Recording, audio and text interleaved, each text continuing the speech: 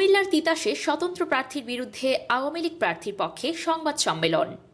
কুমিল্লার তিতাসে স্বতন্ত্র প্রার্থী আনারস প্রতীক পারভেজ হোসেনের বিরুদ্ধে অপপ্রচার ও আওয়ামী লীগ মনোনীত প্রার্থী নৌকা প্রতীক শাহিনুল ইসলাম সোহেল শিকদারের পক্ষে সংবাদ সম্মেলন করেছে তার পরিবার। শুক্রবার দুপুরে তিতাসের শাহিনুল ইসলামের নিজ বাড়িতে এই সংবাদ সম্মেলন অনুষ্ঠিত হয়।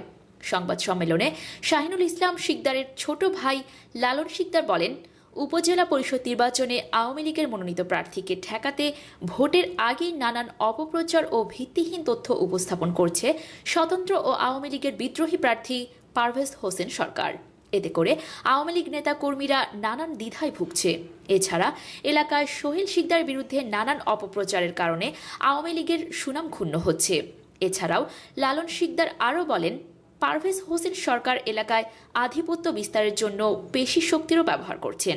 এ সময় কুমিল্লা উত্তর জেলা যুবলীগের যুগ্ম আহ্বায়ক সারোয়ার হোসেন, শ্রমিক লীগের সাধারণ সম্পাদক শের আলী সহ স্থানীয় আওয়ামী লীগ ও অঙ্গ সংগঠনের নেতৃবৃন্দ উপস্থিত ছিলেন। প্রতিপন্ন করার জন্য এই পঞ্চম উপজেলা নির্বাচন 31 তারিখে ওনার জনসমুদ্রে, ওনার জনপ্রিয়তায় সাবেক সে ভাইস চেয়ারম্যান ছিল, জনগণের প্রত্যক্ষ ভোটে নির্বাচিত হয়ে এবং বর্তমান তার জনপ্রিয়তা ঈর্ষান্বিত হয়ে তাকে হ্যায় প্রতিপন্ন করার জন্য